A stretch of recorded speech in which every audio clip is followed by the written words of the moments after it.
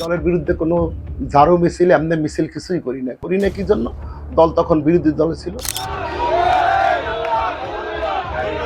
আমার নাম মোহাম্মদ নুরুল আমিন, আমি লগিয়া আহ্বায়ক বরিশাল সদর উপজেলা, বরিশাল বিএনপি। উপজেলা নির্বাচন সামনে আসছে, যেহেতু আমি আহ্বায়ক তারা মনে করতেছে যে আমাকে উপজেলায় নির্বাচনে আমাকে মনোনয়ন দিবেন। এই হলো একটা সমস্যা। আর একটা সমস্যা হইল, এই বিগত কমিটিগুলোতে আমি কয়েকটা কমিটিতে জেলার সদস্য আছি, তখন আমার বিরুদ্ধে কোনো ট্যাগ লাগানো হয় না।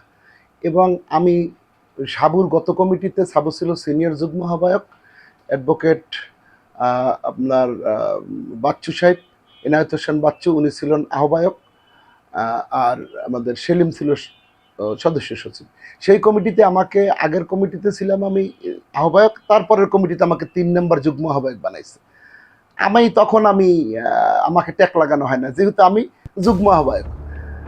আমি যখনই আহ্বায়ক হই, নেতা হই, তখনই তারা আমাকে ট্যাগ লাগায়।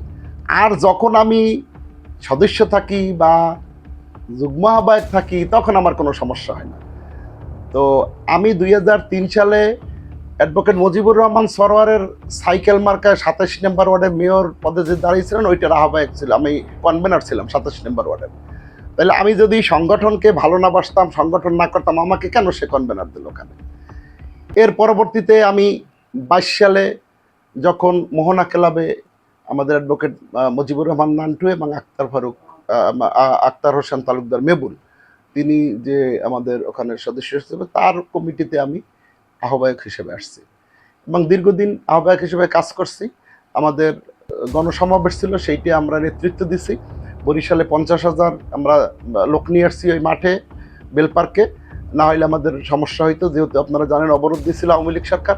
আমাদের এটা পরিচালনার দায়িত্বে ছিলেন ডাক্তার এজেটেম জাহিদ, স্থায়ী কমিটির সদস্য। তিনি বলেছেন, চেয়ারম্যান সাহেব, আপনি সিটি কর্পোরেশনের 30টা ওয়ার্ডের পরই আপনার এরিয়া, তো আপনি বেশি লোক না আনলে এখানে কিন্তু আমাদের ক্ষতি হবে, দূর থেকে আমরা লোক আনতে পারবো। আমরা সেই রকম লোক নিয়ে এসেছি। তো কিছুদিন পরেই এই কমিটিটা দেখলাম যে জেলা কমিটিটা ভেঙে সেখানে আমাদের বীর মুক্তিযোদ্ধা সংসদ আবুল হোসেনকে দেওয়া হলো আহ্বায়ক এবং আমাদের অ্যাডভোকেট আবুল কালাম শাহিনকে দেওয়া হলো সদস্য সচিব। আমি দলের বিরুদ্ধে কোনো ঝাড়ু মিছিল এমনি মিছিল কিছুই করি না কি জন্য দল তখন বিরোধী দলে ছিল, দলের ক্ষতি হইবে। আমি চিন্তা করছি যে আজকে আমি দলের আমাকে যেখানেই রাখুক, আমি কর্মী হিসেবে থেকে কাজ করব। যদি দল আমাকে কখনো মূল্যায়ন করে, ইনশাল্লাহ অবশ্যই আমি তখন পথ পাবো।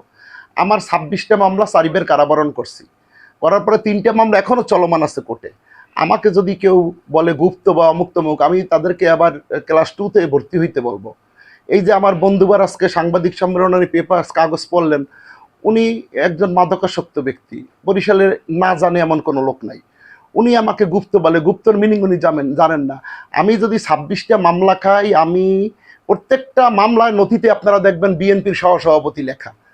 এবং আমি কাশীপুরে 2টা মামলায় আমি 1 নাম্বার আসামি হই, আমি ওপারে আসামি হই, আমি গির্জা মহল্লা আসামি হই, আমি সাগরদি হই, আমি আপনার সেই গড়িয়ার পারে আসামি হই, বাবুগঞ্জ হই, বিভিন্ন জায়গায় আমাকে আসামি করা হয়।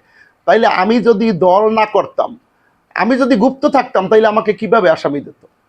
আমার উপরে তারা ঈর্ষান্বিত হয়ে এই জেলাসির কারণে এই কাজগুলো করতেছে। আমি এর তীব্র নিন্দা জানাই এবং এই কমিটি, আমার পার্টির প্রধানমন্ত্রী চেয়ারম্যান, তিনি নির্দেশ দিয়েছেন আমাদের সিনিয়র যুগ্ম মহাসচিব রুহুল কবরি রিজভী স্যারকে, তিনি এই কমিটিটা পাশ করেছেন। অতএব আমি সেই সেন্ট্রালের নির্দেশে, যেহেতু আমি নির্বাচিত হয়েছি, আমাকে মূল্যায়ন করেছেন তারা, আমি এই কমিটির ব্যাপারে আমি সেন্ট্রালকে বলবো, যারা এই সেন্ট্রালের নির্দেশনাকে অমান্য করে এই সংগঠনকে ক্ষতিগ্রস্ত করার জন্য এইসব অপসংস্কৃতি বিএনপির ভিতরে চালু করেছে, তাদের বিচার চাই আমি। এবং এই সংগঠন যাতে করে সুষ্ঠুভাবে আমরা সামনের দিকে এগিয়ে নিয়ে যেতে পারি, এই জন্য আমাদের অভিভাবক অ্যাডভোকেট মুজিবুর রহমান সরোয়ার ইতিমধ্যেই বলেছেন যে এই কমিটি অত্যন্ত শক্তিশালী এবং সুন্দর কমিটি। এই কমিটি দিয়ে ইনশাল্লাহ আমরা সামনে দলকে আরও সংগঠিত করব। আগামী স্থানীয় সরকার নির্বাচনে উপজেলা, ইউনিয়ন এবং ওয়ার্ডে আমরা যথাযথভাবে কাজ করে আমাদের বরিশালের, যেরকম আমরা 6টা জেলায় এমপি নিয়েছি, আমরা বরিশালের 6টা এমপি নিয়েছি 6টা আসনে, আমরা এভাবে আমরা সকল সদর উপজেলায় উপজেলা চেয়ারম্যান, ভাইস চেয়ারম্যান এবং ইউনিয়নের চেয়ারম্যানগুলো এবং ওয়ার্ডের মেম্বারগুলোকে আমরা যাতে করে সামনে পাশ করে দিতে পারি, সেই জন্য আমরা সংগঠনকে শক্তিশালী করব এবং আমরা চেষ্টা করব। সিটি কর্পোরেশনে যারা চাকরি করে, যারা আজকে মিছিলে আসছে, তাদের কাছে আপনি প্রশ্ন করতে পারেন তোমাদেরকে কে পাঠাইছে। তোমাদের দায়িত্ব হলো সিটি কর্পোরেশনে কাজ করা, সেখান থেকে তোমাদের এখানে আসছো, কেন আসছো, কে পাঠাইছে, সেগুলোর ভিতরে আপনারা তাদের কাছে জিজ্ঞেস করলেই আপনারা সত্যতা পেয়ে যাবেন। আমি এখন আইনের ব্যবস্থা ভাবি নাই। আমি কেন্দ্রে কথা বলেছি, কেন্দ্রে বলেছে যে আপনি নিরিবিলি থাকেন, আপনি কোনো এই কাদা ছড়াছড়ি করবেন না, বিষয়টা আমরা দেখতেছি। তারপরে যদি প্রয়োজন হয় তখন অবশ্যই আমরা আইনের সাহায্য নেব।